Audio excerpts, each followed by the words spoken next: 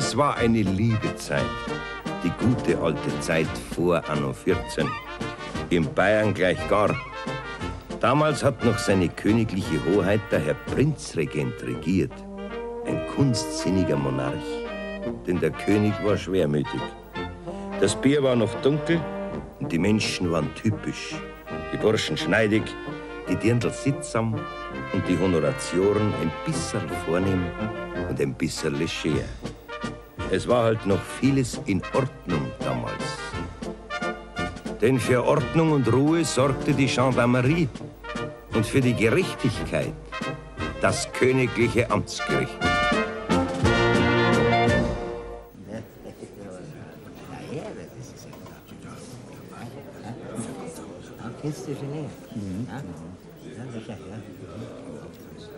Heute stehen geheimnisumwitterte Mitglieder eines uralten, aber längst vom Prinzregenten verbotenen Femigerichtes, sogenannte Haberfeldtreiber oder kurz auch Haberer genannt, vor dem sehr ungnädigen gesetzlichen Richter. Das wird eine schwierige und anstrengende Verhandlung werden. Auch auswärtige Beobachter sind zu dem Prozesse gekommen. Eine Frechheit ist sowas. Solche Leute kennen vors Amtsgericht, solche Bazien kennen vors Schwurgericht. Die Zeit heilt alle Wunden. Und nachher ist manches Dirndl schon recht berühmt geworden durchs Haberfeldtreiben. Ja, das gibt's, Linal. Einen Ruf hast du jetzt auf jeden Fall. Aber einen schlechten. Das macht nix. Ruf ist ein Ruf. Bazien sind's. Ihr abschneiderische Lumpen. Mit denen tat ja ich kurzen Prozess machen. Nein, Bürgermeister, das Haberfeldtreiben ist ein altes Herkommen. Das geht auf den Kaiser Karl von Untersberg zurück. Das ist mir wurscht. Draußen hockt einer aus dem Münchner Justizministerium. Einer, zwei Herren sind's und sehr gebildete Kollegen dem Blick nach. Das macht mir gar nichts, ich kenne das Habererrecht. Und nach dem dürfen Sie nicht urteilen, Herr Kollege. Sie müssen sich streng und scharf an die neuen Haberergesetze halten. Das ist dem Herrn Prinzregenten sein Spleen. Die Haberer müssen ganz und gar aufhören, hat er sich vorgenommen. Nein, der Herr Prinzregent nicht, das sind die fortschrittlichen Herren aus dem Justizministerium. Aber so schlau wie die bin ich auch noch. Müssen wir da ein bisschen Wind machen, ein bisschen Theaterdonner. Na, ich glaube, das nützt Ihnen jetzt gar nichts mehr, Herr Kollege. Sie, Herr Kollege, ich höre Ihnen schon die ganze Zeit zu, aus welcher Ecke unseres Vaterlandes hat's denn Sie hergeweht? Aus Tilsit. Aus Tilsit? Ah, dann sind Sie ein später Nachkomme der Nordlichter, die unser guter König Max gesammelt hat, hä?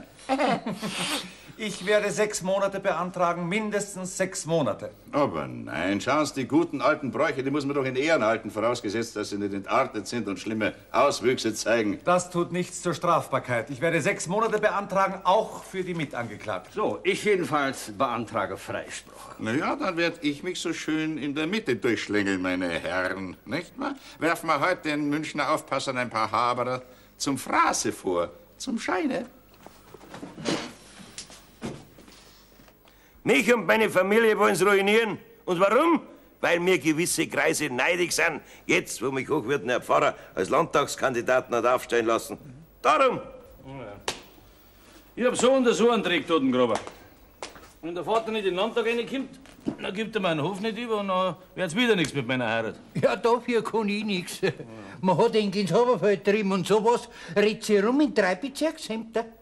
Ja, und in Landtag kommt ein Haberfeldgetriebener kaum hinein. Ich gehe bis zur letzten Instanz. Jawohl, die letzte Instanz, die macht's an jeden recht. Und haben sich die Angeklagten als Richter aufgeworfen. Das allein ist Amtsanmaßung und verstößt wider den Paragraphen 132 StGB. Endlich liegen noch die Delikte der Beleidigung, übel Nachrede und der öffentlichen Verleumdung vor. Also vergehen wieder die Paragraphen 185, 86 und 187. Alles in allem haben wir es mit abstoßenden Gemeinheiten zu tun. Ich bitte das Hohe Gericht, die Untersuchung mit aller Strenge durchführen zu wollen. Ja, danke, Herr Staatsanwalt. Na, meine Herren Angeklagten, jetzt könnt ihr euch ungefähr ausrechnen, für wie lange der Herr Staatsanwalt euch ins Gefängnis schicken möchte. Haberfeldtreiben, ja, sowas tut man auch nicht mehr. Sich bei der Nacht in großen Haufen zusammenrotten, vermummt mit Larven vorm Gesicht, Ruß verschmiert, nicht wahr? Mit allen möglichen Spektakelinstrumenten einen Riesenkrawall machen, Rüge und Tadelverse singen, sich zu Richtern über seine lieben Mitmenschen aufwerfen. Ah, wozu denn? Wozu haben wir denn ein königliches Amtsgericht? Da könnt ihr prozessieren, so viel ihr wollt. Da braucht man dieses altmodische Haberfeldtreiben nimmer. Ah, das gibt bloß Scherereien Und ganz ordinär ist auch geworden. Aber ein alter Brauch ist. Und die alten Bräuche dürfen nicht aussterben. Und ausgerechnet Ihr, Herr Vater, hat sich als Erster das elektrische Licht einrichten lassen. Sitt und Tracht der Alten wollen wir erhalten. Das ist unser Spruch, Herr Amtsrichter. Das ist ein Spruch, ja. Im Sprich machen, da seid ihr ganz groß und auslegen tut euch alles, wie ihr es braucht. Ihr habt ja von Sitt und Tracht gar keine Ahnung mehr. Oder zum Beispiel von der ehemalig wirklich großen Berechtigung dieser Bauernfeme. Euch kommt's ja bloß nur auf die möglichst krachende Gaudi an. Eigentlich, Herr Vorsitzender, ist doch gar nichts geschehen. Die vermummten Haberfeldtreiber sind nachts vor dem Haus des Bürgermeisters zusammengekommen und haben dort ein paar lustige Verse gesungen. Also ich sehe darin nichts Strafbares. Es waren erbschneiderische, verleumderische, dreckige und gemeine Verse, die obendrein den Charakter einer Anklage hatten. Es wäre geradezu staatsgefährdend, wenn wir diese Haberfeldtreiber nicht ernst nehmen würden. Denn sie verspotten mit ihren Versen eingangs auch immer die wirklichen Gerichte. Verspotten? Jawohl. Auch gegen unseren Herrn Amtsrichter wurde das letzte Mal in Dürling vor dem Kottmeierschen Haus ein ganz gemeiner Vierzeiler vorgetragen. Ja, stimmt. Ja, da fühle ich mich also schwer beleidigt und gekränkt in meiner amtlichen Würde. Was? Sonst macht's mir weniger aus. Ja, aber hören Sie mal, das Verslein hatte doch aber auch einigen Witz, nicht wahr? Und darum meine ich, sollte man es nicht so tragisch nehmen. Ja, na schon. Ich bin ja großzügig, ich nehme es auch nicht tragisch. Übrigens haben die Verse eine überraschend starke Verbreitung gefunden, gell? Die Verse sind ein Skandal erster Güte. Ich habe sie hier im Text der Gendarmerie vor mir liegen. Und zwar, sie lauten... Herr Staatsanwalt, nein, das ist unter Ihrer Würde. Sowas dürfen Sie gar nicht in den Mund nehmen. Aber kommen Sie mal her. Haberkorn, Haberfeldtreiben passt sogar sehr gut zusammen. Da lesen Sie es einmal. Da haben wir es, sehen Sie. Auch der Geisbacher Amtsrichter gehört zu den scheinheiligen Bösewichter. Das allein ist ein Skandal. Danke. Weiter.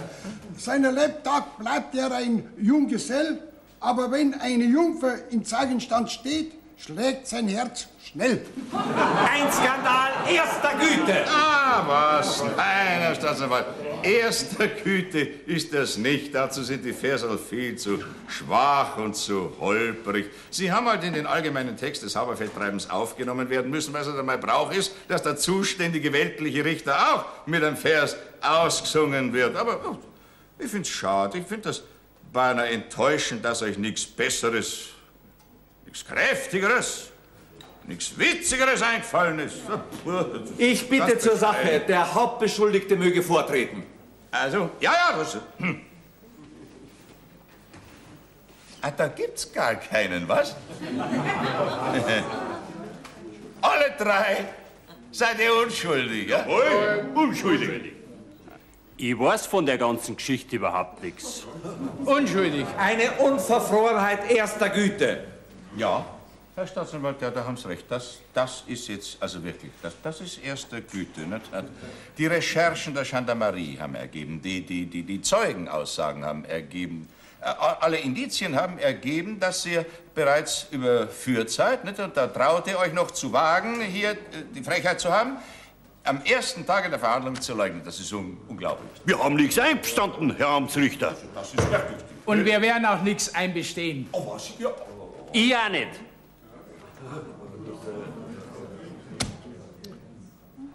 Jetzt bin ich armer, alter, einfältiger Bauernrichter schon am Ende mit meinem Latein. Oh, da müssten jetzt ein paar gelehrte Herren aus dem Münchner Justizministerium hier auf meinem Richterstuhl sitzen, aber da ging's auf.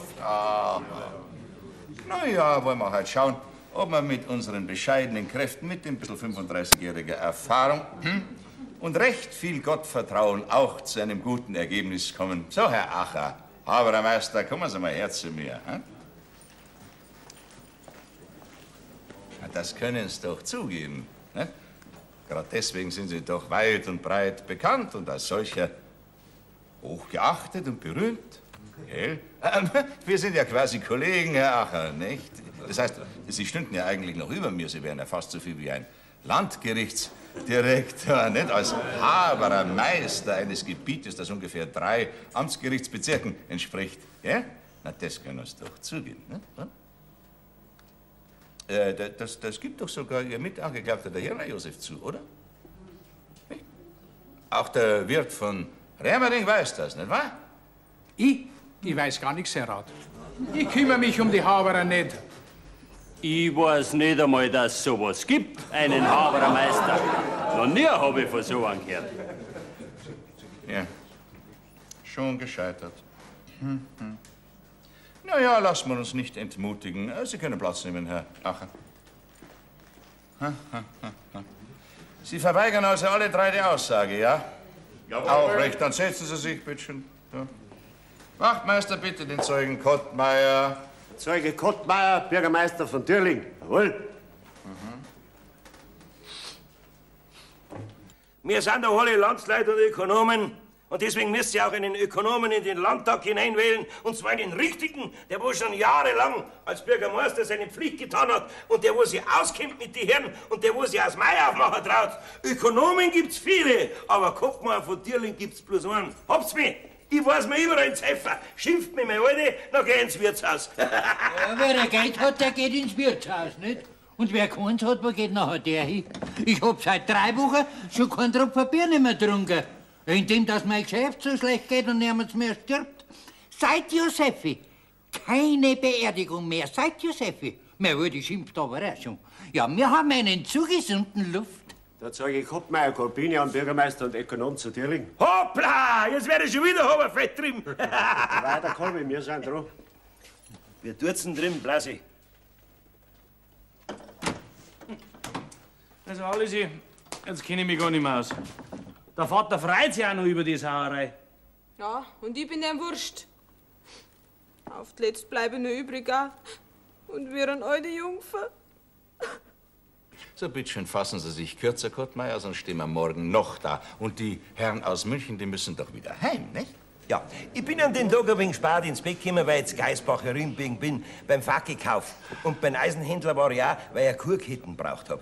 Ja, und beim Gericht bin ich auch noch gewesen. Jetzt fällt's mir wieder ein, der Müller Michi ist verhandelt worden wegen Mäßigstein. Kottmeier, die Kuhketten interessiert mich nur insofern, als sie allenfalls bei dem Haberfeldtreiben gerasselt haben könnte und die Mehlsäcke nur, inwiefern sich vielleicht Haberer drin vermummt haben. Nein, das lasse ich durchaus nicht gut sein. So was müssen die Herr Müller uns Bauern mit Mäßigstein. Kottmeier, darf ich Ihnen drauf helfen? Erstens ins Bett gegangen, zweitens eingeschlafen, drittens ein Mordspektakel gehört. Weiter, Kottmeier. Ja, passen Sie auf, es mag so um 1:15 gewesen sein oder gar schon 1:30. Da weckt mir also meine Bayerin auf und sagt, los, Kurbi, ich mein, jetzt sind Haberer da. Ich los um 5 Grad, wann's Haberer. Wann's Haberer, ja. Mhm. Und was dann? Weiter? Dann haben Sie gesungen. Und was ist dann geschehen? Was haben Sie gemacht, Kottmeier? Nix. Staatsverhalten habe ich mich zugelöst haben. Die Strafversen sind ja dem recht lustig. Passen Sie auf, was Sie über mich gesungen haben. Der Kopfmann von Dürling, der ist nicht der Dimmer, der möchte Abgeordneter werden, der Schlawiner. Und hockt dann als Zwinger beim Regieren, dann lasst er jedes Mensch bei ihm. Ruhe. Also, Kottmeier, wenn ich diesen Witz verstehen täte, dann täte ich auch mitlachen, nicht wahr? Aber so, Himmeldonnerwetter, Schluss damit. Ich kann hier solche Witze nicht dulden. Was? Ja, treffen tut's ja grad mich, diese eher abschneiderischen Banditen da. Sperren Sie es nur ein. Das Haberfeldtreiben muss aufhören. Der Herr Prinzregent sagt's auch. Wir lassen uns diese Sauglockenleitereien nicht mehr gefallen. Sperren Sie es nur ein, die Banditen da. Jeder von denen gehört eingesperrt. Ja, da haben Sie vollkommen recht damit, Kottmeier. Aber ob ich Sie auch einsperren kann, das ist eine ganz andere Frage. Wissen Sie, was Sie über meine Tochter gesungen haben? Die Tochter Leni kann uns gar nicht gefallen. Sie hat mehrere und diese rechte Schnallen. Schneuen tut's jetzt gleich, Kottmeier, wenn Sie sich nicht ein bisschen zusammenreißen. Aber gewaltig schneuen tut's, gell? Ich sag ja grad, nicht? Die alten Breichs sind gar nicht so dumm. Ein Spottversal tat's hin und wieder auch, nicht? Ja, aber bei uns sind leider keine Versal als Strafe vorgesehen. Bei uns heißt's eingesperrt werden oder zahlen. Wenn Sie wollen, können Sie gleich anfangen. 5 Mark Ordnungsstrafe. So. Kottmeier, schildern Sie mir, wie, woran und wie viele Sie bei diesem Haberfeldtreiben vor Ihrem Hause Haberer erkannt haben. Die Haberer haben's ja so laut trieben, dass so ein Durch und Durchgegangen ist. Wir bei einem Donnerwetter sind wir alle in der Sturm drunten zusammengekommen. Die Knechte und die Mägde und die Söhne und die Töchter und Hund und Katz und haben's Bett nur gefangen. Und die Haberer haben's sakramentisch laut trieben. Im Namen Kaiser Karls vom Untersberg, seiner Gerechtigkeit, Ehr und Stärk, ziehen wir vor dieses Haus und packen unsere Anklage aus. So haben's angefangen. Gut, Meier! Woran haben Sie die hier anwesenden Angeklagten Haberer erkannt? Und wer nach jedem Gestanzel der Haberer Meister geschrien hat, Haberer ist wahr, haben 100 Haberfeldtreiber dagegen geschrien, wahr ist. Und er drauf, der Haberer Meister, nachher treibt's zu. Das geht ein durch und durch. Mit 1000 Klickerl und Schein und mit Millipitschen und mit Blechhaferl haben's zum Lärmen angefangen. Die 100 Mann, dass man hätte meinen können, das jüngste Gericht ist da. Na, sowas möchte ich nicht noch mehr mitmachen müssen. Wo ich doch durch und durch unschuldig bin. Mir Haberfeldtreiben hast du gehört. Einem Ehrenmann und künftigen Abgeordneten. Ja, das darf doch nicht erlaubt sein im Königreich Bayern. Wenn es ich ein Haberer wäre, dann täte ich sagen, nach Art eurer Dichtungen, der Kottmeier hält sich an keine Ordnung, der Brave. Darum kriegt er jetzt eine Ordnungsstrafe. Jetzt geben's gleich einmal 10 Mark für die Gerichtskasse her. Dazu verurteilt sie der Amtsrichter. Das ist auch gut, ja. Kottmeier, waren an dem Haberfeldtreiben etliche von diesen Angeklagten hier. Da erkennen Sie vor allen Dingen in dem Acher Matthias den Haberer Meister wieder. Der Acher hier's? Ja, den kenn ich gut. Der war ja bei mir schon beim Tagwerken. Ja. Und war er der Haberer Meister? Also sagen Leid. Also sagen Leid, was Sie sagen, das möchte ich wissen. Ja, no. Man redet halt noch, was die Leute sagen. Erkannt haben Sie ihn jedenfalls nicht. Also beschwören könnten Sie das auf gar keinen Fall. Na, beschwören kann ich das gar nicht. Indem, dass so ein Haberer eine Larven aufsetzt und einen großen Bart umhängt. Da kann ich ja bloß lachen, nicht? Der Acher hat ja sowieso einen Mordsbart. Nicht? Ja, das stimmt schon. Darum sagen die Leute, der war ein schöner Haberermeister. Gestatten Sie mir eine Frage, Herr Amtsrichter. Ja, bitte müssen wir nichts verpauzen damit. Herr Zeuge, Sie haben den Mann also nicht erkannt. Aber an seiner Stimme müssten Sie ihn doch erkannt haben. Ein Haberermeister muss doch sehr viel und laut singen und sprechen. Na, da kann's keinen kennen. Indem, dass ein Haberer seine Stimme verstellt. Danke. Keine weiteren Fragen. Herr Vorsitzender, Sie gestatten. Ja, bitte, selbstverständlich. Sie bringen wahrscheinlich viel mehr aus dem Kottmeier heraus als ich. Nicht? Ja, aber bestimmt nicht weniger, Herr Kollege. Herr Zeuge, wir haben doch hier noch 2 Angeklagte auf der Bank sitzen. Haben Sie denn die in jener Nacht vor Ihrem Hause erkannt? Na, da kennt's keinen, die haben alle ihren Bart umhängen. Aha, und den Hirner Josef haben Sie dann selbstredend erst rechtlich erkannt, nicht wahr? Ha. Den haben's auch nicht kennt, nicht? Na, erst recht nicht. Na also, setzen Sie sich, Kottmeier. Jawohl. Da. Wachtmeister, die Zeugin Leonard Kottmeier wird schon... Leonard Kottmeier, Bürgermeisters Töchterl. Jawohl. Die Frage ist schon auch so, dass nichts dabei rauskommt. Also das weiß ich. Ein Hirnersepp, den tauch ich rein. Der hat uns das alles eingebrockt. Meinst du? Als Eifersucht? Freilich, weil ich ihm nichts wollen hab. Der hat sich doch weiß Gott was eingebildet in die Faschingstag. Die mag ihn aber nicht. Also niemals da die eifern. Aber der Vater, wenn ich in den Landtag reinkomme, dann wäre ich stocknarrisch. Ja, reg dich noch nicht auf, der kommt schon rein. Die sind doch alles bloß wahltaktische Manöver. Ja. Was? Meinst du, der hat das Haberfeldtreiben bestellt? Da wird nichts geredet drüber. Die Haberergesetze sind viel heiliger als wir die weltlichen Gesetze. Die Zeugin Kottmeier Leni, Bürgermeistertochter zu Dürling. Kommen's, wenn wir sind dran. Ja. Die Haberergesetze sind viel heiliger als wir die weltlichen Gesetze. Und jeder richtige Haberer muss einmal einen Meineid geschworen haben. Naja, Sauerei sind die Viertel und Spuckgedichter trotzdem. Mir stinkt er heute noch. Aber geht's da braucht er doch nicht stinken. Jeder weiß doch, dass das nicht alles wahr sein muss, was da trieben wird. So. Ja, woher weißt denn du das alles? Ja, ich bin ja schließlich noch mehr als wir bloß Totengräber und Hochzeitslader, nicht? Ja, und jetzt Viertel kostet bei mir bloß ein 50er. Ja, du Sauhund, du Gescherter. Nur ein 50er. Ah, das verzeihen Lina, die kratzt der Tang aus. Na, das tut sie nicht. Die ist mir nur einmal dankbar. Ja, und du auch. Dein Vater, der ist jetzt berühmt im ganzen Bezirksamt. So, den Acher Matthias haben Sie nicht erkannt, den Wirt von Remmerding haben Sie auch nicht erkannt, bloß den Angeklagten Hirner Josef wollen Sie erkannt haben. Ja. Ich bitte um Ruhe, das ist aber gespaßig, ne? Denken Sie noch einmal ganz scharf nach, Fräulein. Zeugin, ja? Ich mein schon, dass ich ein Kind hab. Ja, ich mein schon, das ist leider keine ganz präzise Aussage, ne? Lena, mach dich nicht unglücklich, schwer kann Meinheit. Sie sollen der Zeugin nicht eins sagen, Herr Kottmeier, auch wenn Sie der Vater sind, gell? Darf ich eine Frage an die Zeugin richten? Ah ja, ich habe schon mal gesagt, wenn Sie mir nichts verpatzen, gern. Ne? Fräulein Zeugin, woran haben Sie den Angeklagten erkannt? An seiner Stimme, an seinem ungehängten Bart, an seiner Statur? Und auch daran, weil ich ihm einmal einen Korb gegeben hab. Und durch das ist er bess und eifert. An der Eifersucht haben Sie ihn also erkannt. Durch die Larven, durch den Bart, durch alles durch, haben Sie gespürt, dass er eifersüchtig ist. Na, dann bitte. Geifert habe ich schon und eifert heute noch. Aber Haberer bin ich keiner. Ja, das ist ja alles gut, Hirner. Völlig unglaubwürdig, Freund Zeugin, völlig unglaubwürdig. Bitte schön, nehmen Sie Platz, nicht?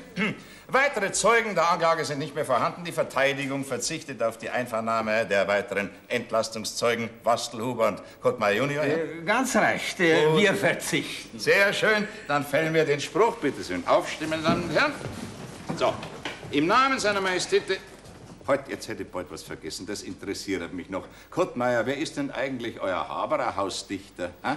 Wer hat denn diese wunderschönen Verserl da gemacht? Ja, die Verserl, die gingen jetzt von Hand zu Hand. Im ganzen Bezirksamt, überall lesen sie Leute, oder sie singen's. Ja. Der Haupt- und Kapitalvers, der hätte mich noch sehr interessiert. Wissen Sie den noch, Kottmeier? Hm? Ja, der schönste. Ja. Der Kopfmann von Dirling, der ist kleiner Kind, den Lumpen, den wählen wir ins Parlament. Hoffentlich, wenn mir das Haberfeld treibert's nicht geschaut hat. Na, das glaube ich wieder weniger, Kottmeier. Also, im Namen seiner Majestät des Königs bzw. der königlichen Hoheit des Herrn Prinzregenten ergeht folgender Spruch. Die 3 Angeklagten werden, ja, wegen mangels Beweises freigesprochen. Ja, was soll man machen, meine Herren, wenn man einfach nichts rausbringt, nicht wahr? Ich bitte um Ruhe, ich bin noch nicht ganz fertig. Die Frage der Verfahrenskosten ist noch offen. Tja, ich glaube, die trägt der Kottmeier von Dirling. Wieso? Ja, Werbungskosten, Kottmeier. Die Sitzung ist geschlossen. Kurwi, Landtagskandidat, das kostet aber jetzt am Maß.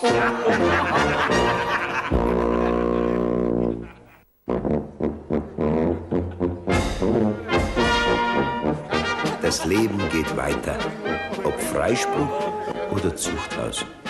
Und auf die Guillotine hat unser Herr Rat niemanden geschickt.